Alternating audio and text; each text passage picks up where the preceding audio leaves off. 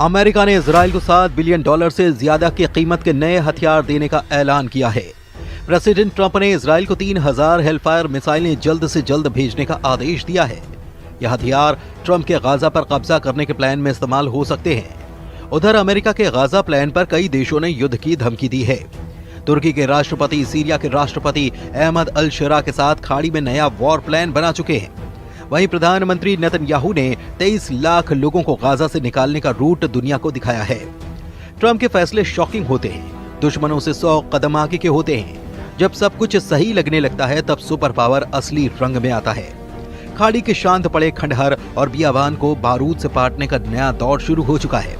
इस बार इजराइल के कितने भी दुश्मन सामने हों फर्क नहीं पड़ेगा। राष्ट्रपति ने साफ कर दिया है कि गाजा के पुनर्निर्माण के लिए लोगों को बाहर निकालने की जरूरत है, क्योंकि गाजा विध्वंस की जमीन है। ये किसी भी इंसान के रहने लायक नहीं है। सुपर पावर अमेरिका इजराइल को अब तक का सबसे बड़े विनाशकारी हथियारों की सप्लाई करने जा रहा है। नेतन्याहू को ट्रंप की तरफ से $7.4 बिलियन कीमती विनाशकारी गोला बारूद की खेप मिलनी फाइनल हो चुकी है। इजराइल को अमेरिका $6.75 बिलियन की गोला बारूद से अजेय बनाने जा रहा है, जिसमें 166 छोटे बम, हजारों गाइडेड किट, 3000 हेलफायर मिसाइलें भी शामिल हैं। बताया गया है कि इजराइल को मिसाइलों की डिलीवरी जल्द से जल्द मिलेगी। गाजा युद्ध, लेबनान युद्ध, यमन फ्रंट और सीरिया में जब थोड़ी सी शांति आई है, तब अमेरिका इजराइल को इतने हथियारों से लैस क्यों करने जा रहा है? क्या ट्रंप के दिमाग में इजराइल के लिए कुछ विस्फोटक रणनीति तैयार है? आखिर इजराइल अब भी हमास के सफाई की जिद पर क्यों अड़ा है?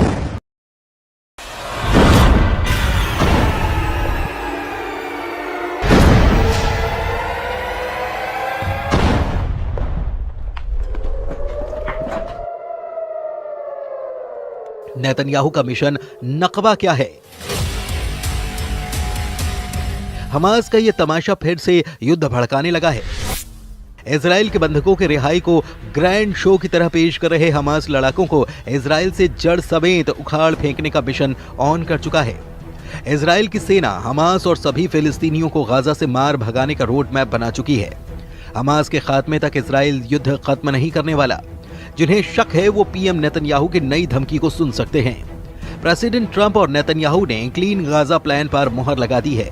इंतजार इस बात का हो रहा है कि कौन कौन सा देश ट्रंप के ऑपरेशन गाजा पर विरोध में युद्ध शुरू कर सकता है। फिलहाल जिन देशों ने ट्रंप और नेतन्याहू को वार्निंग दी है, उनके नाम भी जान लीजिए।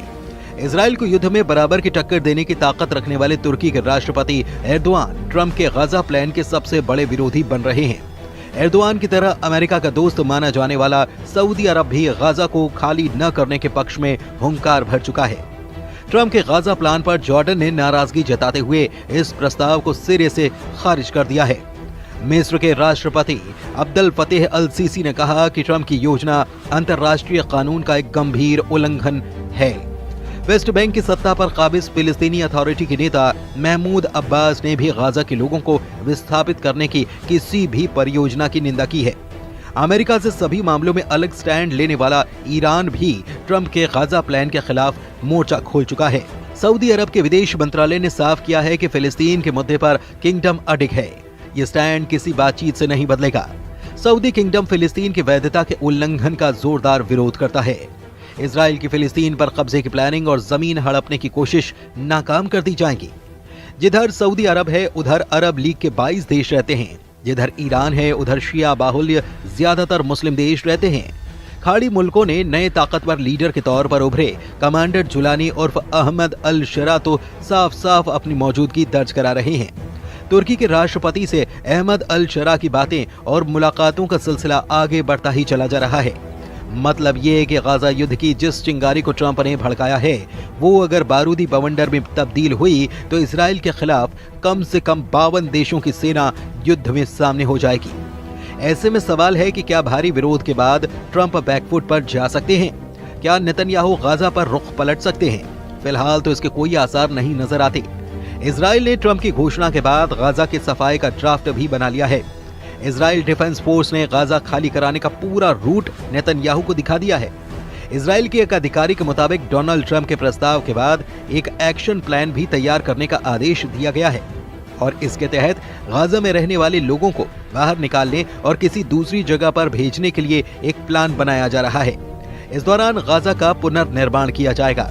हालांकि इजरायली अधिकारी ने फिलहाल ये साफ नहीं किया कि अगर गाजा से लोगों को बाहर निकाला जाता है तो फिर उन्हें कहां भेजा जाएगा, लेकिन जो बातें पता चली हैं उससे कुछ रूट की जानकारी के संकेत मिल रहे हैं।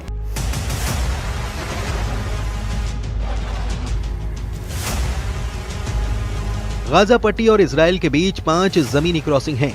शुरुआती योजना के मुताबिक इन 5 पॉइंट से गाजा पट्टी के लोगों को बाहर निकाला जाएगा। इसके बाद लोगों को बस से करीब 250 किलोमीटर दूर रेमन एयरपोर्ट या फिर अशदोद बंदरगाह तक ले जाया जाएगा। यहां पहुंचने के बाद फिलिस्तीनी नागरिकों को आगे किसी देश में भेजा जाएगा, लेकिन वो देश कौन सा होगा फिलहाल इसका खुलासा नहीं किया गया है।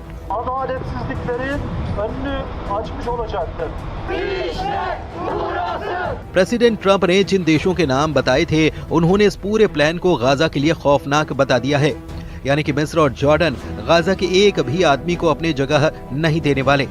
अरब मीडिया में जॉर्डन के विदेश मंत्री की धमकी की जानकारी दी गई है, जिसमें उन्होंने कहा कि अगर जॉर्डन में फिलिस्तीनियों को जबरन विस्थापित करने की कोशिश की गई तो जॉर्डन पूरी ताकत से सामना करेगा।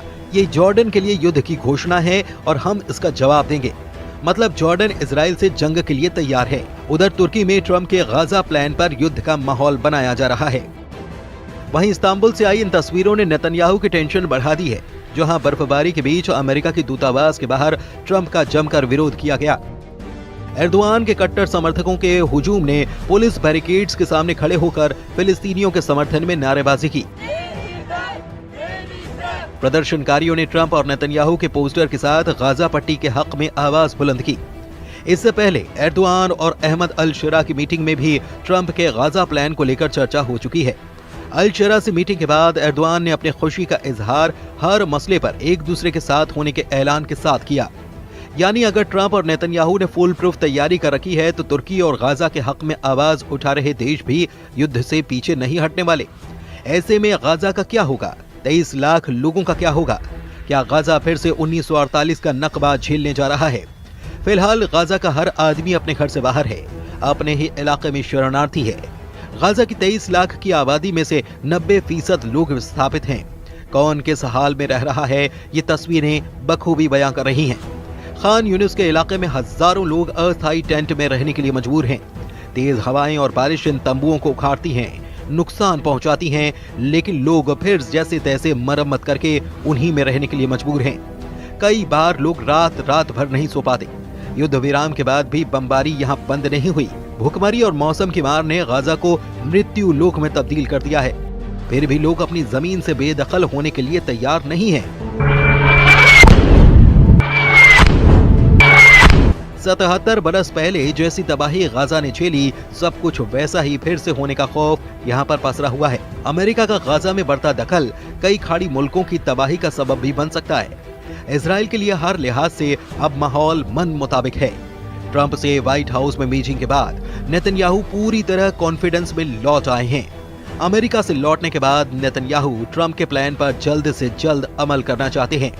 अब जब उन्हें 10 साल तक युद्ध लड़ने के हथियार मिल रहे हैं तो नेतन्याहू किसी के आगे आखिर झुके भी क्यों?